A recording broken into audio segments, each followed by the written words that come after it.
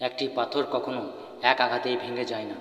শেষ আঘাতটি হয়তো সেটিকে চূর্ণ করে, কিন্তু তার আগে প্রথম, দ্বিতীয়, এমনকি শতবারও সে আঘাতগুলোই ভিতরে ভিতরে তাকে দুর্বল করে তোলে। একজন সফল মানুষকে দেখে আমরা অনেক সময় ভাবি, ও তো হঠাৎ করেই সফল হয়ে গেল, কিন্তু আমরা দেখি না তার সেই দিনের পর দিন চেষ্টা, ব্যর্থতা, কষ্ট আর তার ধৈর্য।